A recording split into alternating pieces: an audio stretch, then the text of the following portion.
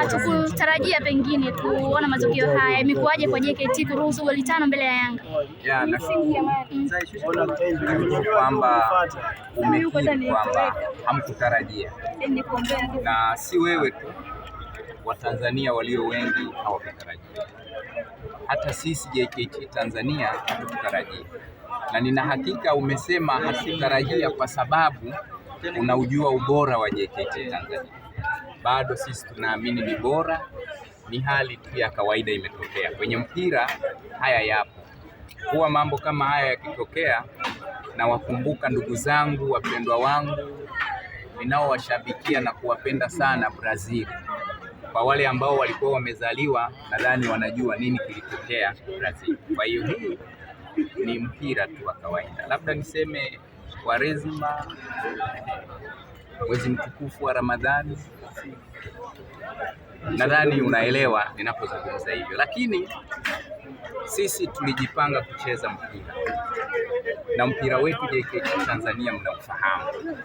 Ni mpira wa pasi, mpira ambao yani kila mmoja akiutazama anaupenda, mpira uliopangiliwa wa program. Mwalimu anapanga kabisa kwamba tucheze hiyo. Sasa sisi tumeshtuka kidogo, na nadhani kwenye ligi ya mabingwa labda wenzetu wamejifunza hilo. Mpira wa mbio, yani wanatanguliza alafu mnafukuzana kama sungura vile anafukuzwa na mbwa mwenye njaa. Sisi hatukuzoea mpira wa hivyo. Kwa hiyo nadhani vijana wetu hilo nalo limewachanganya.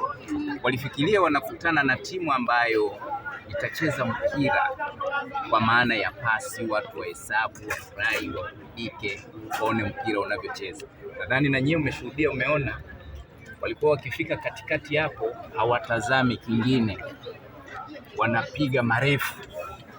Dube mtaalamu wa mbio, nadhani wamemfundisha rasmi kwamba wewe ni riadha tu sasa hivi, fukuza kweli kweli, kimbia. Amefanya mazoezi rasmi kwa ajili ya hili. Sisi tunashukuru kwamba mchezo huu umeisha. Sisi ni wapambanaji na bado tuna hakika kwamba malengo yetu tuliyojiwekea bado hayajafa. Bado tuna imani kwamba tutafanya vyema. Kwa yule anayepigana, kwa yule anayepambana, kwa yule mwenye malengo, haya yanapotokea ni sawa tu na ili tunasema ili dhahabu iwe safi lazima ipite kwenye moto. Sasa kama mjapitia changamoto kama hizi, hamwezi kuona kwamba kuna kitu kinatakiwa kifanyike ili mfike kule mnapohitaji kufika. Kwa hiyo hii ni changamoto, ni moto ambao umeisafisha dhahabu ili dhahabu ing'ae na hatimaye itumike kwa matumizi yaliyo bora. Na imani JKT Tanzania tuko vizuri na bado tutafanya vizuri. Malengo yetu tuliyojiwekea bado yako katika misingi ile ile. Wadau, wapenzi na mashabiki wetu wasikatishwe tamaa na matokeo haya yaliyotokea kwa siku ya leo. Ni hali ya kawaida sana kwenye mpira. Wale wanaojua mpira wala hawashtuki, kwa sababu wanaijua JKT Tanzania ni timu ya namna gani na iko bora kwa kiasi gani. Kwa Tanzania tuendelee kuisapoti JKT Tanzania, ni timu yetu ya taifa. Kwa maana nyingine naweza nikasema hivyo, ni timu ambayo ina lengo la kulitangaza taifa la Tanzania katika ubora wa soka. Ni timu pekee ambayo pengine kwa mafanikio inatumia wachezaji wa ndani. Leo kama sikosei, japo sikupata lineup, lakini kwa kutazama Yanga ilianza na wachezaji 6 wa nje, 5 wa ndani. Lakini sisi ni Watanzania na umeona mpira ambao tunacheza. Sisi tutafika hatua yetu ya mwisho ya malengo na makusudio yetu kutangaza ubora wa wachezaji wa Tanzania katika mataifa mengine, na nina hakika kwamba tutayafikia malengo. Malengo yetu yako mawili na bado hata moja halijafa. Mojawapo likifeli, la pili lichukue nafasi. La kwanza ni ubingwa, bado tunayo nafasi kwa sababu wapinzani wetu wa leo wametushusha. Tulikuwa tunaongoza ligi tangu Novemba. Ukihesabu vidole hapo Novemba mpaka leo tuko nadhani Februari mwishoni, utaona kuna miezi mingapi tumekaa pale juu. Kwa hiyo unaweza ukapumzika kidogo, wengine nao waonjeonje hali hiyo, alafu baadaye kwa ubora tulionao tutarejea. Wala msikate tamaa, msiogopwe na hilo kwa matokeo ya leo, wala wapenzi, wadau na mashabiki wetu wasikate tamaa. Bado tuko vizuri sana na haya matokeo yatatuweka vizuri zaidi. Lengo la pili, kama tumefeli nafasi ya ubingwa, basi tuwe miongoni mwa timu 4 bora, tupate nafasi ya uwakilishi katika mashindano ya CAF. Watanzania wakajitangaze kwa ubora katika mashindano hayo, na mataifa mengine yapate kiu ya kuja Tanzania kutafuta wachezaji wa Tanzania kuwapeleka katika mataifa hayo. Goli 5 ambazo mmeziruhusu leo mbele ya Yanga, pengine kwa namna ambavyo umetazama wewe kwa jicho lako, kitu gani ambacho mlizidiwa zaidi? Hakuna cha kuzidiwa zaidi. Zile ni bahati tungekewa.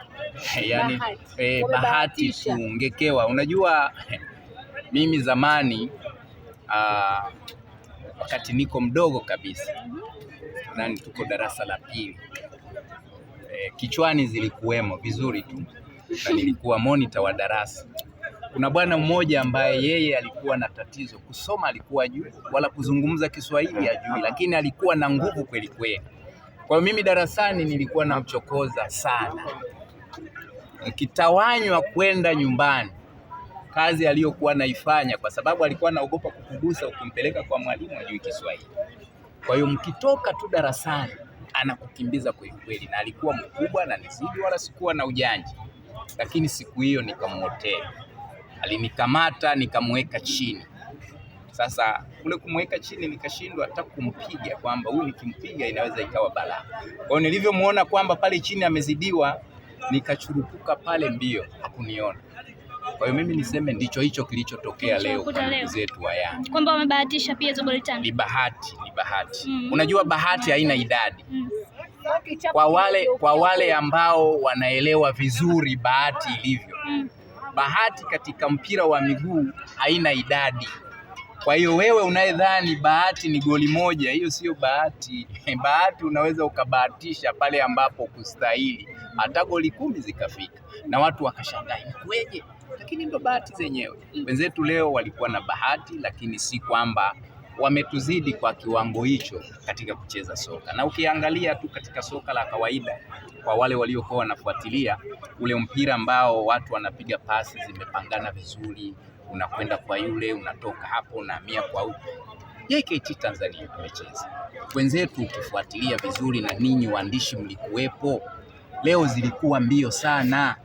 Mpira ambao sisi JKT Tanzania hatukuzoea